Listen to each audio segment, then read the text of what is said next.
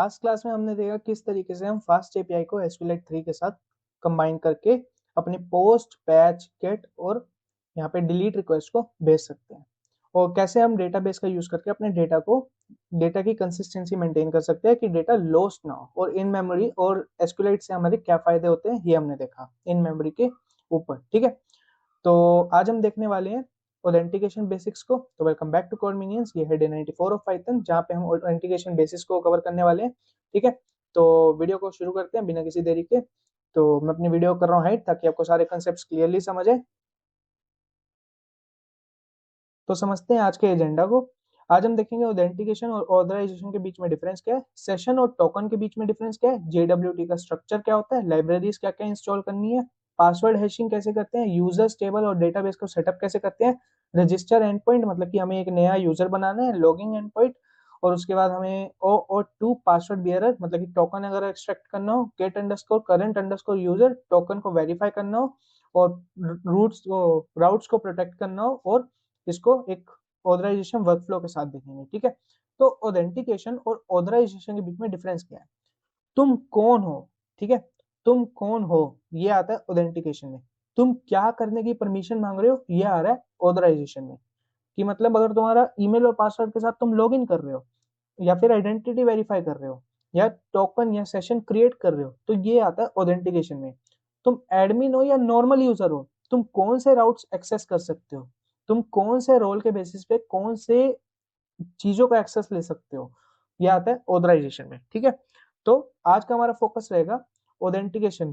ठीक है, जो ऑथराइजेशन होगा ये हम एडवांस टॉपिक ये आगे की सीरीज में आएगा, अभी नहीं हम कवर करेंगे। लॉगिन और JWT टोकन को आज हम कवर करेंगे। ठीक है, तो सेशन और टोकन के बीच में डिफरेंस क्या है, JWT यूज क्यों करते हैं। तो देखो, दो पॉपुलर ऑथेंटिकेशन अप्रोचेज हैं मॉडर्न एपीआईज के लिए। ठीक है, और JWT जो कि टोकन बेस्ड है ये हमारी प्रेफर्ड है। तो देखो, प्रॉपर्टी देखते हैं।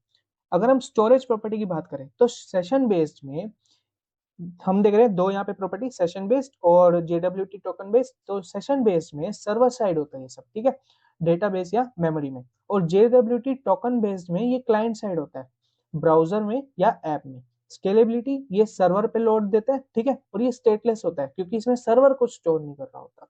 मोबाइल एप्स में ये कुकी बेस्ड होता है, कॉम्प्लेक्स होता है, ठीक है, और JWT टोकन बेस्ड ये सिर्फ हेडर में एक टोकन होता है इसलिए इजी होता है।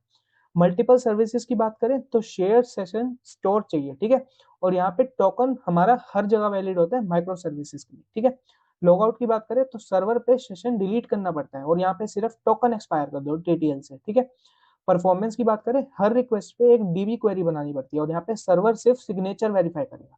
ठीक है, अब बात करते हैं JWT की, जेके जो कि हमारा जेसन वेब टोकन। JWT एक कॉम्पैक्ट सेल्फ कंटेंट टोकन है जो यूजर इंफॉर्मेशन सिक्योरली कैरी करता है। इसके तीन पार्ट्स होते हैं, डॉट से सेपरेट होते हैं। ठीक है, ये हमारा एक्चुअल JWT टोकन का एग्जांपल है, आप देख सकते हैं ये अल्फा न्यूमेरिक कैरेक्टर से बना हुआ है जो कि डॉट से यहाँ पे सेपरेट हो रखा है। अब इसके तीन पार्ट्स क्या होते हैं, हेडर, पेलोड, सिग्नेचर।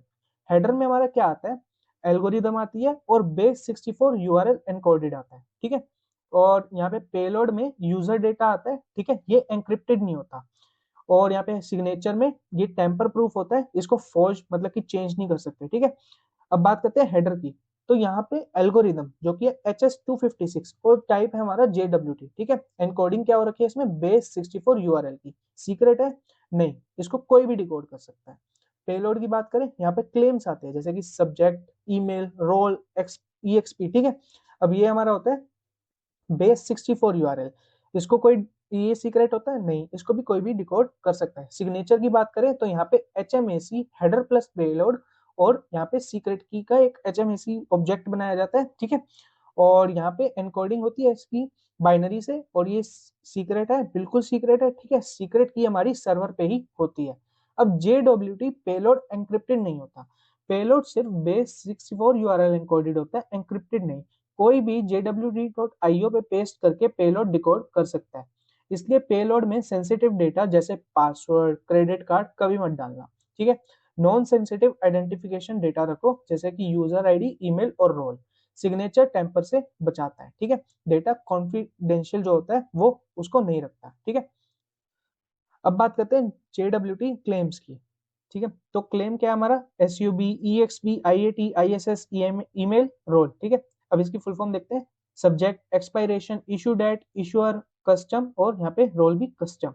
अब मतलब क्या है इसका, सब्जेक्ट का मतलब है टोकन किस यूजर के लिए, एक्सपायरेशन टोकन कब एक्सपायर होगा, इशू डेट टोकन कब इशू हुआ, इशूअर टोकन किसने इशू किया, कस्टम यूजर का ईमेल और रोल कस्टम मतलब कि यूजर का रोल जो कि कस्टम क्लेम है, ठीक है। और अब बात करते हैं इंस्टॉलेशन की, हमें JWT के लिए इंस्टॉल करना पड़ता है पाइथन जोस क्रिप्टोग्राफी, ठीक है। और पासवर्ड हैशिंग के लिए हमें यहाँ पे इंस्टॉल करना पड़ता है पासलिप bcrypt, ठीक है। और एक साथ इंस्टॉल करने के लिए हमें ये कमांड रन करनी पड़ेगी, तो हम इसको रन कर लेते हैं। तो चलते हैं यहाँ पे, हमें टर्मिनल खोलना पड़ेगा, ठीक है। तो सबसे पहले हमें वर्चुअल एनवायरनमेंट एक्टिवेट करना पड़ेगा, क्योंकि मैं इसको ग्लोबली नहीं इंस्टॉल करना चाहता, venv/script/activate, ठीक है। इसको इंस्टॉल कर लेते हैं। तो ये हमारी पाइथन जोस क्रिप्टोग्राफी इंस्टॉल हो रही है और पासलिप bcrypt इंस्टॉल हो रहा है, ठीक है। तो अब पाइथन जोस क्या करेगा, JWT क्रिएट साइन वेरीफाई करेगा, ठीक है। अब ये फास्ट एपीआई के डॉक्स में रिकमेंडेड है, स्टेबल है, ठीक है। अब क्रिप्टोग्राफी की बात करें तो पाइथन जोस का बैकएंड है HS256 या RS256 एल्गोरिदम्स के लिए, ये क्रिप्टोग्राफी कॉन्सेप्ट्स है, ठीक है। ये मैं यहाँ पे नहीं समझाऊंगा। पासलिप की बात करें, पासवर्ड हैशिंग फ्रेमवर्क है, ये मल्टीपल एल्गोरिदम्स को सपोर्ट करता है, ठीक है। bcrypt की बात करें तो ये भी पासवर्ड हैशिंग एल्गोरिदम है, इंडस्ट्री स्टैंडर्ड है, स्लो बाय डिजाइन है, ब्रूट फोर्स से यहाँ पे इससे बचने के लिए हम पासलिप का यूज करते हैं, ठीक है। अब बात करते हैं पासवर्ड हैशिंग की, bcrypt की। प्लेन टेक्स्ट पासवर्ड डेटाबेस में स्टोर करना एक्सट्रीमली डेंजरस है, bcrypt से हैश करते हैं, ओरिजिनल पासवर्ड रिकवर नहीं हो सकता इससे, ठीक है।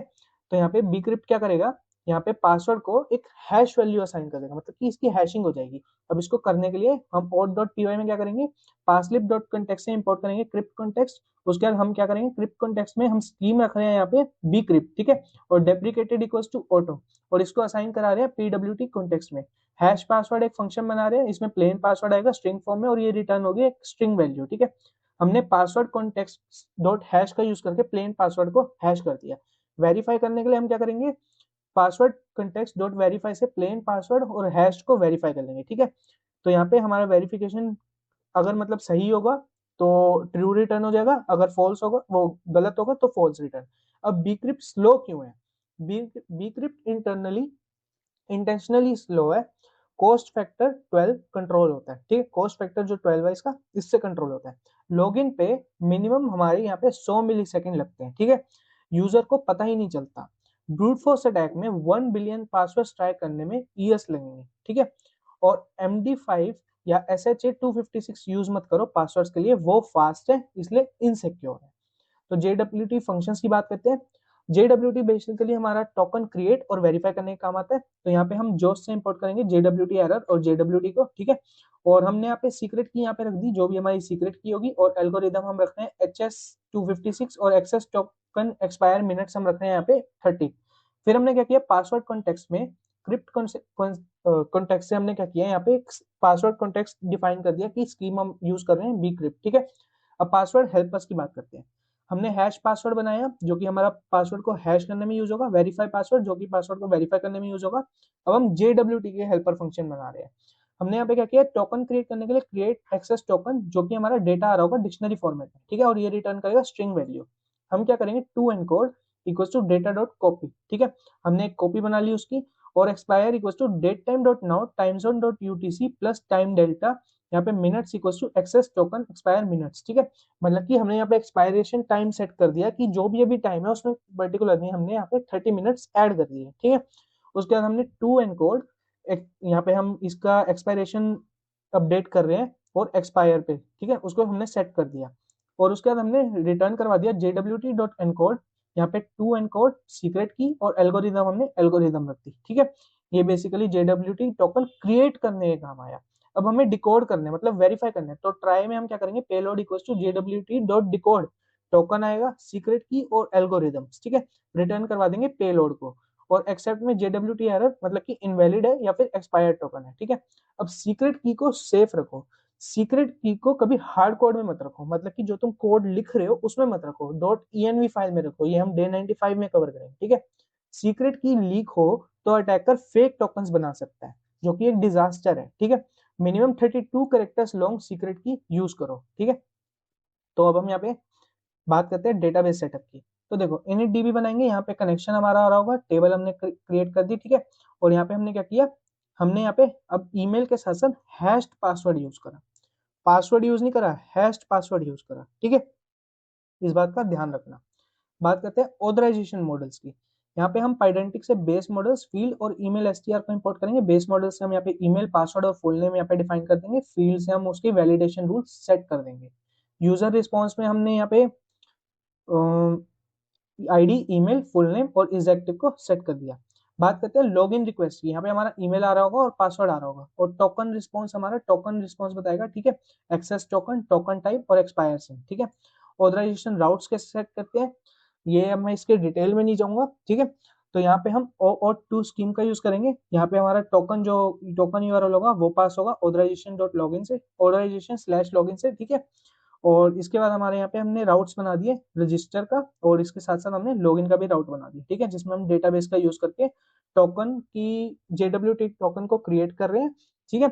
और वेरीफाई करने के लिए हमारा यहाँ पे लॉगिन में यूज होगा, क्रिएट करने के लिए यहाँ पे रजिस्टर में, और वेरीफाई करने के लिए लॉगिन में, ठीक है। अगर लॉगिन एरर आएगा, गलत मतलब की डिटेल नहीं है, तो यूजर नॉट फाउंड या फिर रॉन्ग पासवर्ड, अलग अलग मैसेजेस हमने यहाँ पे डिफाइन कर रहे हैं। ये हमारे प्रोटेक्टेड ब्राउजर है, वो राउट्स है जो कि लॉग्ड इन यूजर्स के लिए है सिर्फ, ठीक है। अब यहाँ पे अब इसका ऑथराइजेशन फ्लो समझते हैं एंड टू एंड। तो देखो सबसे पहले पोस्ट रिक्वेस्ट जाएगी रजिस्टर में, मतलब कि हम यूजर रजिस्टर कर रहे हैं, फिर वो लॉग इन करेगा, फिर प्रोटेक्टेड मतलब कि उसकी जो डेटा है वो प्रोटेक्टेड है, क्योंकि उसका पासवर्ड अब हैश्ड वैल्यू में है, ठीक है। अगर यहाँ पे टोकन मिसिंग है या फिर इनवैलिड है या एक्सपायर्ड है, तो हमारा अनऑथराइज्ड आ जाएगा, ठीक है। तो आज हमने देखा password hash, password verify, JWT create, JWT decode, secret key, OAuth2 password bearer, get current user देखा, protected route, register, login, token format, और 401 और 403 के बीच में क्या डिफरेंस होता है ये देखा, ठीक है। तो इसको मैं इन डिटेल इसलिए नहीं समझा रहा, ये बैकएंड का कॉन्सेप्ट है सारा, एक सेकंड, ठीक है। तो इतना ही था आज की वीडियो में। वीडियो पसंद आई तो वीडियो को लाइक करें, चैनल को सब्सक्राइब करें, और कमेंट में जरूर बताएं अगर आपको किसी स्पेसिफिक टॉपिक पे वीडियो चाहिए तो। मिलते हैं डे 95 में, तब तक के लिए thank you, bye bye, take care.